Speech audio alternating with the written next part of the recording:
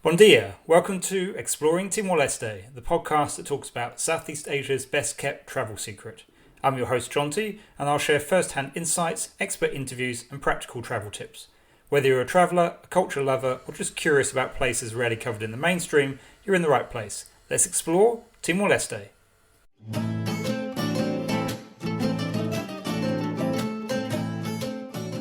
When most people think of Timor-Leste, safety is often a question they ask. That perception is rooted in the country's history of conflict and political unrest, especially surrounding its hard-won independence in 2002. But how accurate is that view today? I spent a year living in Dili, the capital, and travelled extensively around the country. What I found was a peaceful, welcoming place, much safer than I'd expected based on what I had heard before I arrived. That's not to say there aren't challenges, but most concerns are manageable with some common sense and awareness.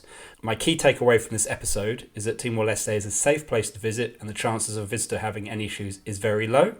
This is based on my own experiences, conversations with locals, expats and travellers, and guidance from official sources. I'm going to break it down into 5 areas. First, I'll talk about the current travel advisories, then about crime and personal safety, civil unrest and political stability, transport and road safety, and finish with natural hazards and health. So starting with the current travel advisories. This is the official word from governments. Governments issue travel guidance and advisories for other countries. It's generally on a 4-point scale, with somewhere like Norway being treated as a 1, as very safe to visit, and somewhere like Afghanistan would be a 4, which is do not travel. Now, as of June 2025, the governments of New Zealand, Australia, the UK and the US rate Timor effectively a level 2, so exercise increased caution on that 4-point scale. These advisories tend to be very conservative, and if you just read them without any context around the country or checking other sources, you probably would not go anywhere, because they tend to talk about if there was isolated instances or infrequent activities, they will obviously talk about those in their advisories, and those are the main things that they might talk about a country.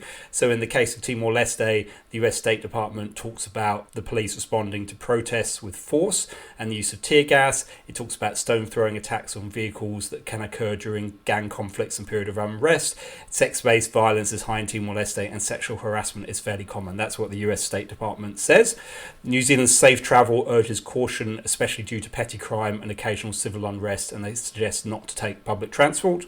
The Australian government says exercise a high degree of caution due to the threat of crime and limited healthcare options.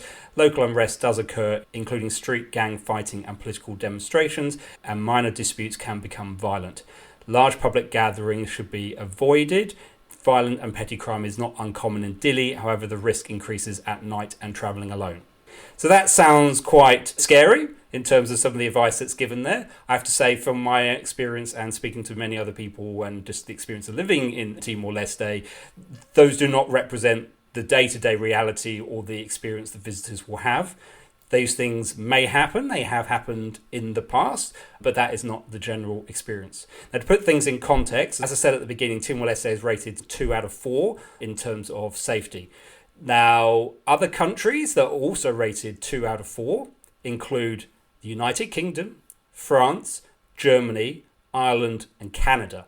Use that to put things in perspective. These advisories tend to be quite doom-laden, and they definitely veer on the side of caution, so just put that into context. Then move on to section 2, which is around crime and personal safety. Crime in Timor-Leste is relatively low compared to other parts of Southeast Asia, so it is safer than if you visit Cambodia or Vietnam or Thailand, which many people do. Timor-Leste is safer than those countries.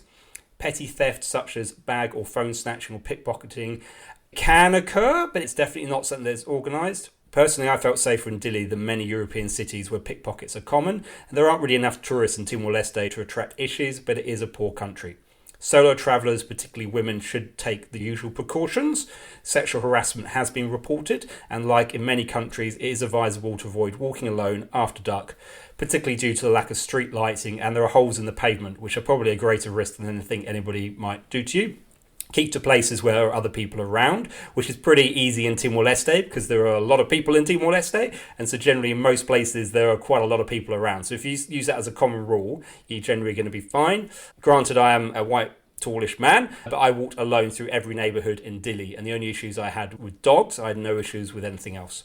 It's also worth noting that I haven't personally heard of or encountered any scams here.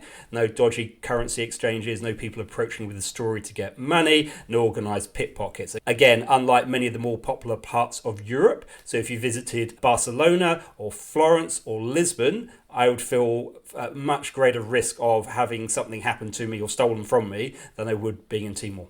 Almost all visitors and expats I've spoken to feel very safe in Timor-Leste. Now, civil unrest and political stability. Timor-Leste is a young and generally peaceful democracy. However, political rallies and gang-related incidents can happen, primarily during election periods which are once every 5 years, so pretty uncommon, and those are usually localised and avoidable. So a smart move is to obviously avoid demonstrations and large gatherings, but it's not a country on the edge.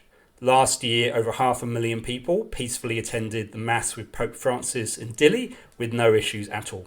If unrest does happen, the expat and tourism communities are quick to share information and embassies issue alerts. So stay connected through registering with your home country travel safety guidance, for example, Travel Safe in New Zealand, and keep an eye on Timor-Leste Facebook groups like Timor-Leste Tourism or the Dili Expats Timor-Leste group.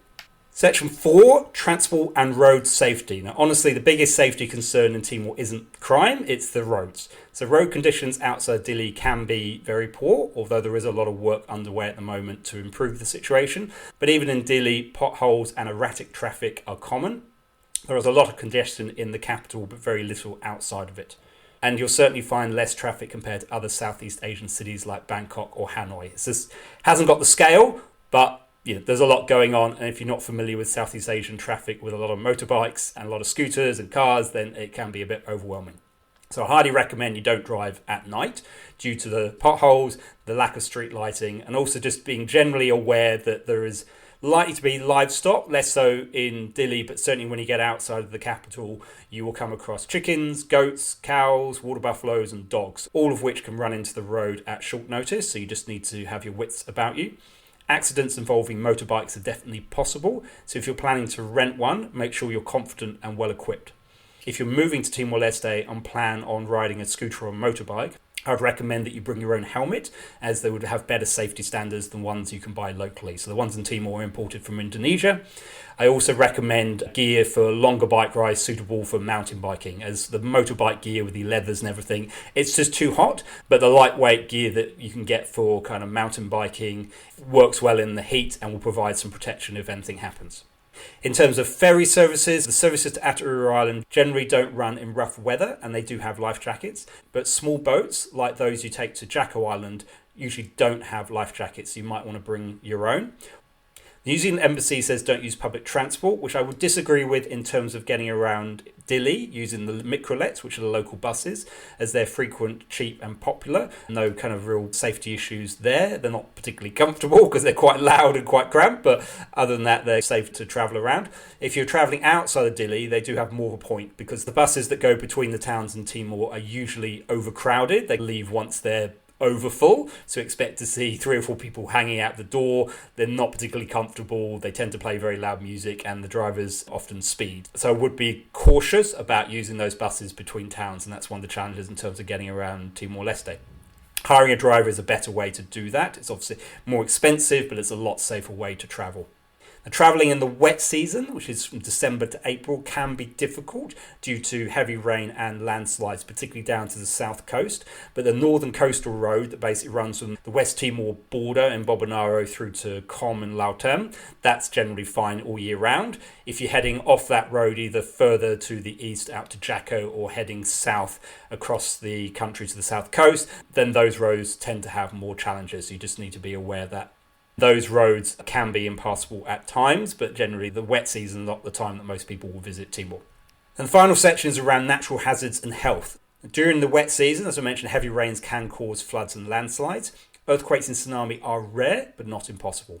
Health-wise, medical facilities are limited. Stanford Medical and Dili Medical Centre are probably your 2 best options, but outside the capital, resources are scarce and medicine is often in short supply. So bring any essential medication with you and make sure your insurance covers emergency evacuation. If you have a tropical disease, Timor has lots of experience with that, but if you have anything serious, anything that's like dental related. There's not really a lot of dental treatment available, anything to do with your eyes. There's very limited coverage for any kind of eye care. You will need to leave the country to get the treatment that you require. Mosquito-borne diseases are an issue, particularly during the wet season, so pack insect repellent, wear long sleeves and sleep under a mosquito net if your room isn't sealed.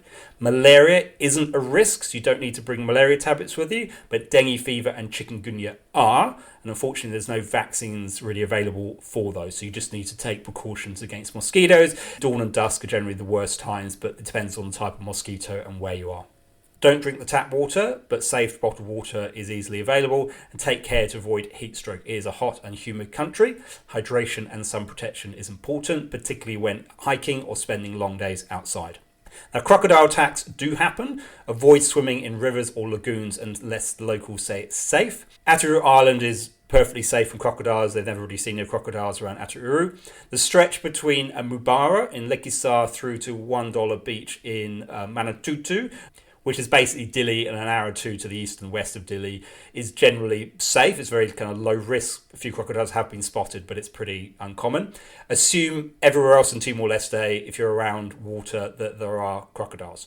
So while people do swim at Waterbury Beach in Balkau, at the beach in Com and at Jacko Island, personally I wouldn't, because I've seen crocodiles at Waterbury Beach and I've heard from people who've seen crocodiles at Jacko. So enjoy the beaches, but I think it's best stay on land. And finally, dogs.